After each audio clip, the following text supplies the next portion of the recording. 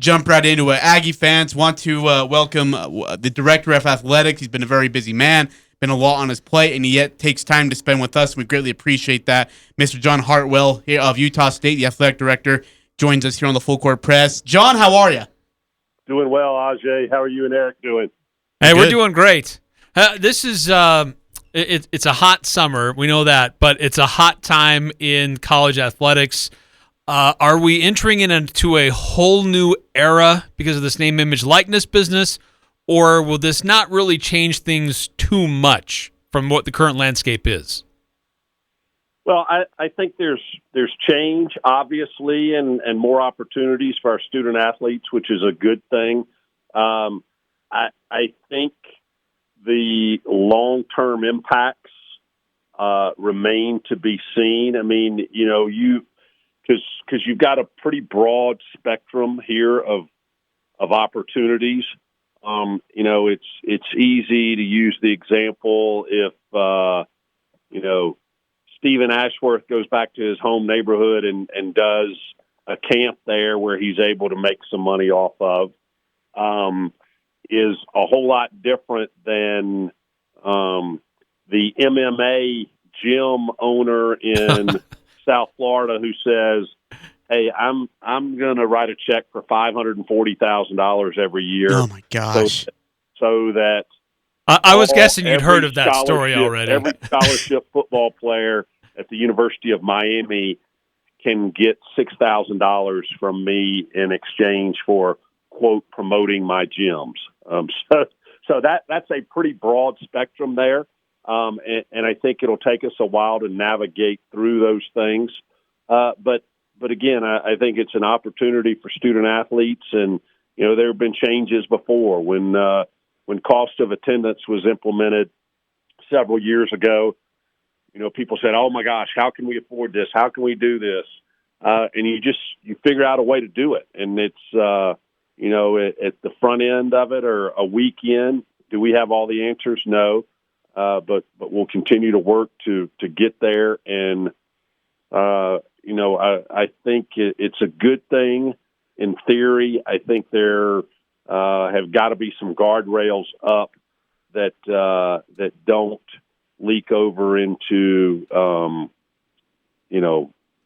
impermissible benefits from a recruiting standpoint. We had Justin Bean on last week, and we were asking him about the NIL situation, how he goes about it. And he says the biggest and most important part is that we got to do it the right way while being students at Utah State University. Do you have conversations with these athletes to make sure that they're able to do it the right way, to give them opportunities, but make sure that they're not breaking roles and they're able to stay eligible as student athletes at Utah State? Yeah, we're providing some guidance there, and now that it's here upon us, obviously some of our student athletes are on campus, some are not. We put together, we've sent out some correspondence to all of our student athletes. We'll have some educational seminars, some opportunities to give them tools to navigate this, how-tos in terms of where they need to go to be able to set up an LLC, who they need to go to about, claiming income and paying taxes and things like that. We've got to be careful. We're going to be in the education business. We can't be in the advice business. The university can't give tax advice, or, athletics or its representatives can't give tax advice or legal advice or things like that. But we can certainly point them in the right direction and let them know, kind of how to navigate it, because it's a whole new ball game for them as well. And, pointing out some things that, maybe they haven't considered, and not the least of which is, we have some of our student athletes who qualify for Pell Grants. And there's a threshold, I believe it's $40,000 of household income is the max you can have to get that Pell Grant. So if you've got, let's say, John Doe men's tennis player whose family makes $38,000 a year, and then all of a sudden John Doe gets a $4,000 endorsement deal from ABC Company, well, that would take him over the threshold and, make him ineligible to get a Pell Grant. So really, in that case, is that $4,000 that they got in the name, image, likeness endorsement, is it really worthwhile? So I think some of those things from an educational standpoint, we will provide and continue to provide for our student athletes, but it's new territory for everyone involved. I'm talking to John Hartwell, Director of Athletics at Utah State University. And, John, I've already seen some people reacting to some of these endorsement deals that are happening, concerned about how it affects an athletic department's bottom line, where businesses are going direct to the players now instead of doing sponsorships with the school or with the athletics department. How do you foresee that affecting your situation at Utah State? Yeah, we're going to have continued dialogue with those sponsors and potential sponsors, and let them know, certainly they have the ability to go to individual student athletes with certain parameters around those in terms of marks and images and things like that are potentially protected depending on the agreement by the university and by the athletics department. But I think the educational process needs to be, again, let's use, ABC Company goes to John Doe and solicits a sponsorship deal there. And ABC Company is also a corporate sponsor of Utah State Athletics. If they're all of a sudden going to decide to pay John Doe individual $20,000 on an annual basis and take that away from what they are providing to the athletic department or to Aggie Sports Properties as part of our multimedia rights holder, then obviously that has a negative impact to us, and we've got to find a way to make up those revenues. So yeah, there is a concern from that perspective as well. John, I might have missed this in one of your answers, and if I did, I apologize. But what concerns you the most about this name, image, likeness situation? They're again fairly new into it. We'll navigate through it. There are some concerns. One of the things you hear a lot, and people have to understand this, that really, from an athletics perspective, whether it's a coach, whether it's an administrator, anybody, that is an athletic department or a university employee cannot have anything to do with brokering any of these deals. It's strictly between an individual student athlete and, whoever out there corporate, in the corporate world. It does allow, boosters and donors to be involved, which that could be a tricky situation sometimes. But one of the things that comes up, and going back to the example of what happened with the company in South Florida yesterday, they say, well, oh gosh, 90 University of Miami football players are going to get $6,000 a year from this company for corporate sponsorship for their name, image, and likeness. Isn't that a Title IX issue? And here's the interesting nuance to that. It is not a Title IX issue because the university doesn't have anything to do with it. It has no control over who a private company selects.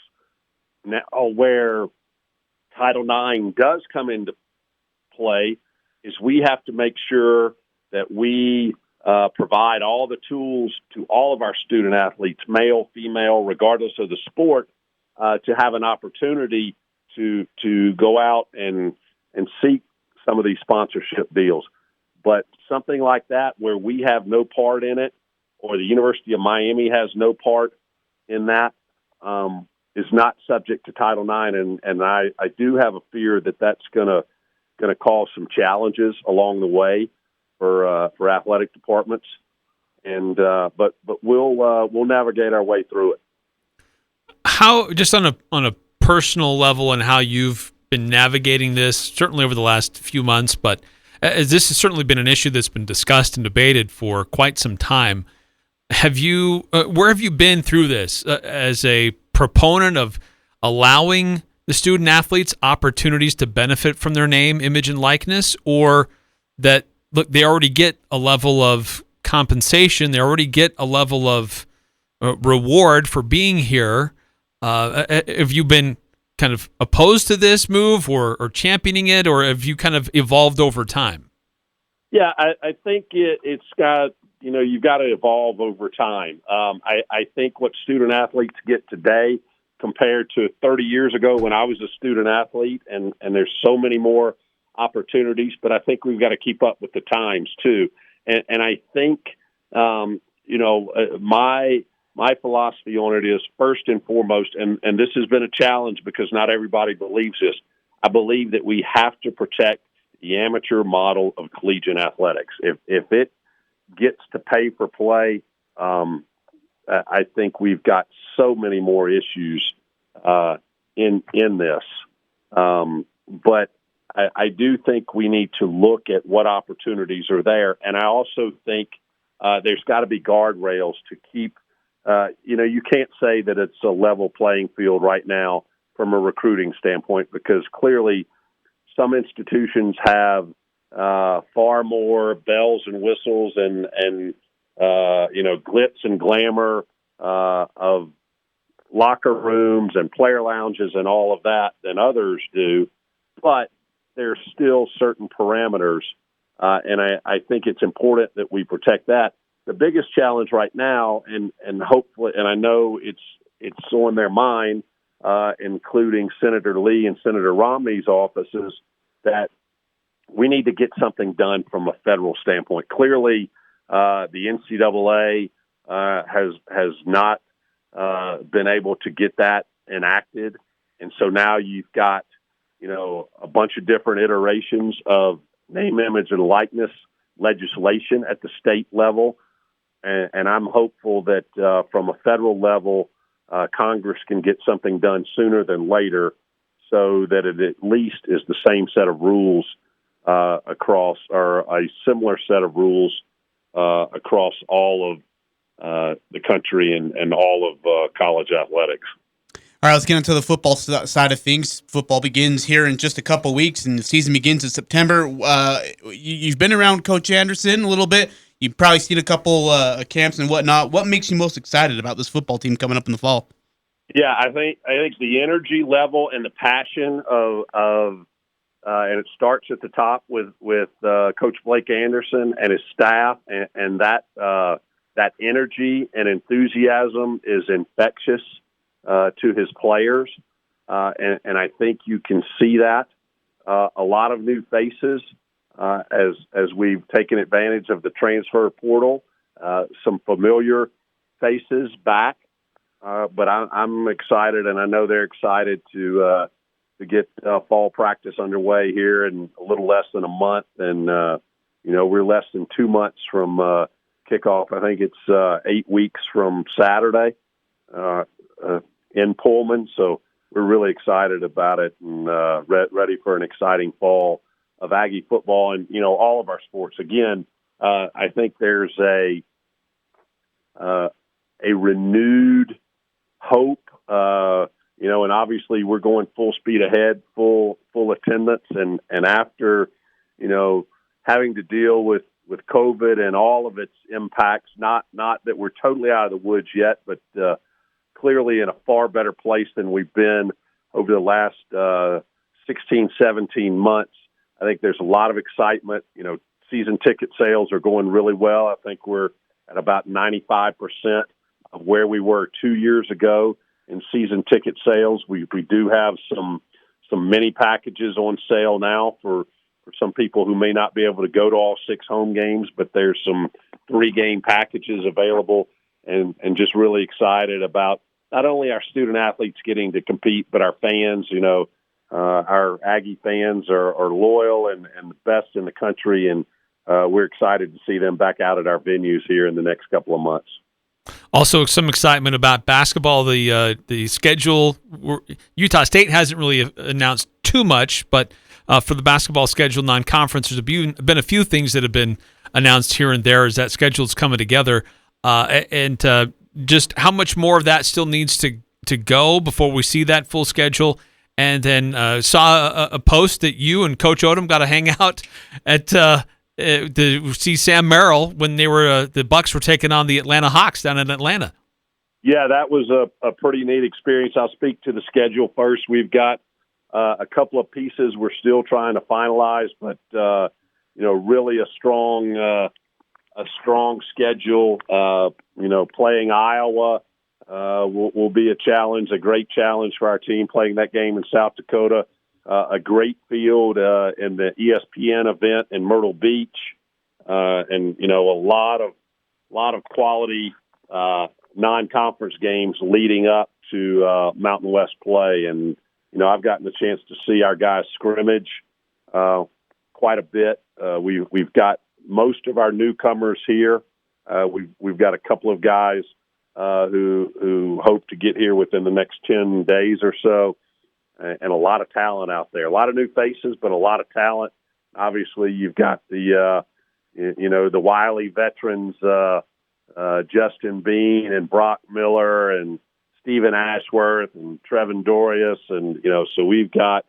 I'm really excited about basketball as well. You mentioned a week ago Sunday. Yeah, Ryan and I got a chance to go to Atlanta and see Sam play. Got to go to pregame workouts, which the guys that don't play a ton of minutes get in pretty heavy workout, and got to see Sam do that. I told Sam I think he weighs less now than I've seen him, in all of his years as a Utah State Aggie. I said that may be why he's got some hops now, and he's already had more dunks in one NBA season than I think he had his entire collegiate career. But he really looks good, fits. It was interesting watching in pregame and during the game, too. He fits in so well with his teammates and, everything that you would expect from Sam Merrill. In fact, I was in a meeting with President Cockett earlier today, and she was asking me about getting to visit with him. I said, Sam Merrill, and this may not be a fair comparison to Sam Merrill, but I think it's a pretty high compliment. People oftentimes try to poke holes in the personality and the character of a guy like a Tim Tebow, and what you see is what you get, and it's real, and it's just so hard for people in today's society to believe in all that. But I'm telling you, that's Sam Merrill, and just as gracious and humble and appreciative of the opportunity, appreciative of his time at Utah State. Sat down, like I said, and took about 45 minutes to visit with us. So I wish him nothing but continued success. I know they didn't get off to the start they wanted to in the NBA Finals last night, but what a thrill for him. And I was thinking about it the other night because I was watching the Suns clinch a finals spot over the Clippers. And you think about the number of years Chris Paul has been in the league and what a superstar, and that he is just now playing in his first NBA Finals. And, Sam's opportunity to do that in year one, that's really something special. And, I think Sam's going to have a really good NBA career. Their coaching staff is really high on him. Others are very high on him. I had the opportunity to get to visit with one of the owners of the Hawks, and he was talking about Sam and how they've taken notice of him. So I couldn't be happier for Sam. That's cool. Director of Athletics for Utah State University, John Hartwell, joins us. John, my final question to you. Speaking of schedule, I know people don't want to hear this name, but Craig Smith is just 85 minutes south of us. Is there any chance, based on your guys' relationship with each other, which is still good, I assume, that you guys could have a chance to play Utah Utes anytime soon on the basketball court? Yeah, I've had a couple of conversations with him about it. He didn't, he and I are somewhat neighbors there in North Logan, or we're somewhat neighbors, and he just moved out a few weeks ago, so we had a chance to get together. And so there is that conversation going on, and we'll continue to try to get again. Just like we feel in football, a home and home series, it's not about going down there and playing one game. It's about, a game in Logan and a game in Salt Lake City. So we'll continue to work on that. Well, John, we appreciate your time. I know this is a kind of a wild, wild west right now with name, image, and likeness. I know you got a lot of other things on your plate as well, but we sure appreciate your time. And, man, good luck navigating this new world of college athletics.